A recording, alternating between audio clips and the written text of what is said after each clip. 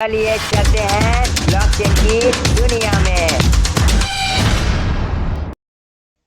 Hello guys, this is Anjali. Welcome to my channel blockchain Adda. एक नई सोच। दोस्तों, आज की वीडियो में हम लोग देखने वाले हैं ब्लॉकचेन के बारे में। व्हाट इज ब्लॉकचेन ब्रीफली में देखेंगे, इंटरेस्टिंग वे में देखेंगे, बहुत मजा आने वाला है, तो वीडियो को एंड तक जरूर देखिएगा। तो आइए देख लेते हैं ब्लॉकचेन को किसने डिस्कवर किया।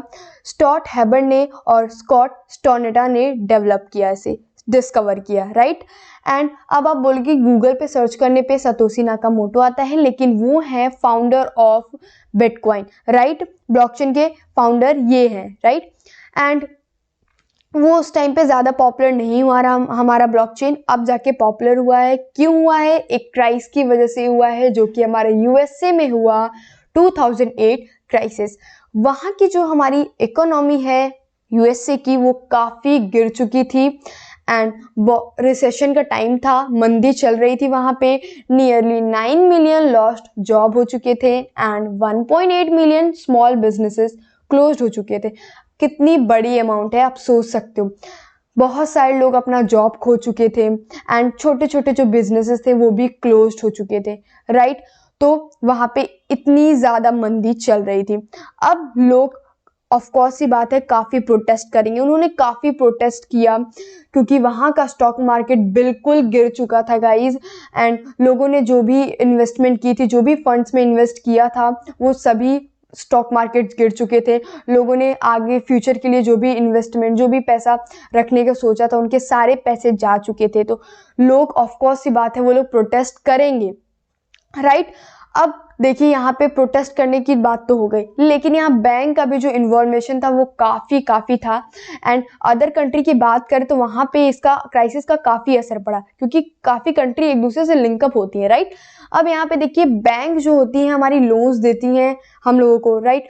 तो बैंक क्या होती है कि जो यूएसए की बैंक थी उनकी बात कर रहे हैं हम, राइट। तो यूएसए की बैंक्स ने ऐसे लोगों को लोन्स दे दिया जो कैपेबल ही नहीं थे उन पैसों को वापस करने के लिए। इसको हम लोग कहते हैं सब प्राइम लोन्स, राइट। जो कैपेबल भी ना हो उनको भी बैंक ने पैसे दे दिए। उन्होंने बोला कोई बात नहीं, अगर ये हमको पैसे वापस नहीं करेंगे तो हम इनके घर बेच के इनके पैसे ले लेंगे, राइट। जो इन्होंने लोन्स लिए वो वापस लेंगे, इस तरीके से। यहाँ पे सप्लाई डिमांड का खेला जाता है। सप्लाई तो बढ़ गई घरों की, लेकिन डिमांड तो कम है ना। लोग ढेर सारे लोग लोन्स लेते, ढेर सारे लोग घर बेच रहे हैं, सप्लाई बढ़ रही है, डिमांड कम हो रहा है।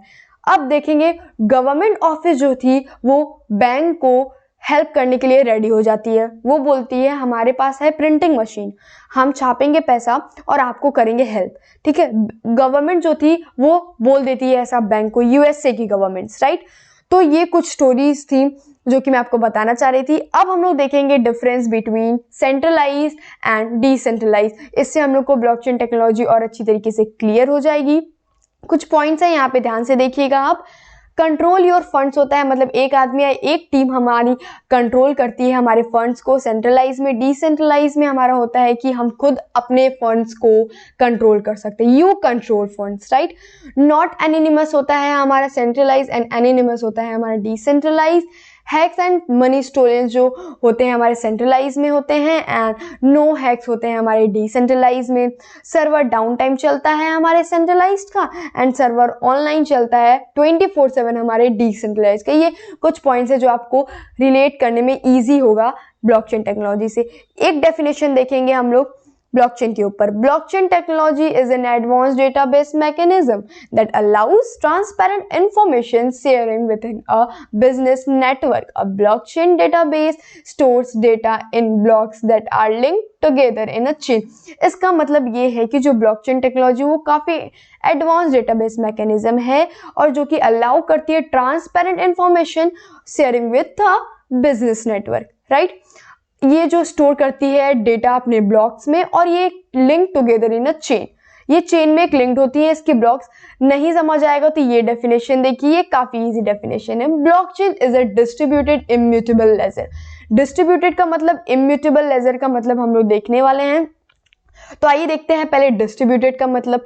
एक ब्लॉक है, उसमें आप कोई डेटा इंफॉर्मेशन कोई शेयर करते हो तो वो सभी ब्लॉक्स को वो इंफॉर्मेशन शेयर कर देता है, राइट। सभी के पास वो इन्फॉर्मेशन पहुंच जाती है कि इस ब्लॉक में ये चेंजेस आया, तो सभी के पास ये इन्फॉर्मेशन चली गई, ये सभी ब्लॉक के पास इन्फॉर्मेशन चली गई। तो इससे आप ये समझ सकते हो कि हमारे ब्लॉकचेन टेक्नोलॉजी में ये सारे ब्लॉक्स डिस्ट्रीब्यूटेड है, राइट, एक दूसरे से ये लोग लिंक अप है। अब हम लोग बात करेंगे इम्यूटेबल लेजर की। क्या होता है इम्यूटेबल लेजर? यहाँ पे देखिए, अगर दुकानदार हैं वो क्या करते हैं, डायरी में नोट करते हैं ना कि आपका 100 रुपये बाकी है, आपका 200, क्या वो शॉपकीपर फिर चेंज नहीं कर सकते हैं कि अगर आपका 100 रुपये बाकी है तो वो उसको 200 भी बना सकता है, तो आपका तो लॉस हो जाएगा ना 100 रुपीज़ का। तो ये दिक्कत हो जाती है हमारी इसमें, राइट। अब हम लोग देखेंगे कि क्या हमारा ब्लॉकचेन इसमें हेल्प कर रहा है। तो इम्यूटेबल लेजर का ये मतलब है कि अगर हम कोई भी चीज़ लिख देते हैं अपने ब्लॉकचेन में, ठीक है, तो वो चीज़ हम लोग चेंज नहीं कर सकते हैं और उसमें कोई भी मतलब कि कोई भी चेंजेस नहीं कर सकते हैं, फिर से रीराइट नहीं कर सकते, हम लोग ये बोल सकते हैं, राइट। अब आप देखो यहाँ पे हम दुकानदार रीराइट कर रहा था, लेकिन इम्यूटेबल लेजर ब्लॉकचेन की वजह से रीराइट नहीं करेगा, राइट। ओके, अब हम लोग देखेंगे टाइप्स ऑफ ब्लॉकचेन, राइट। तो 2 टाइप्स के ब्लॉकचेन हम लोग देखेंगे यहाँ पे, public blockchain and private blockchain, right. हमारा जो है पब्लिक ब्लॉकचेन में आपका बिटकॉइन एंड इथेरियम आ जाएगा, एंड हमारे प्राइवेट ब्लॉकचेन में हाइपरलेजर आएगा। पब्लिक में बिटकॉइन, इथेरियम एंड प्राइवेट में हमने हाइपरलेजर को ले लिया।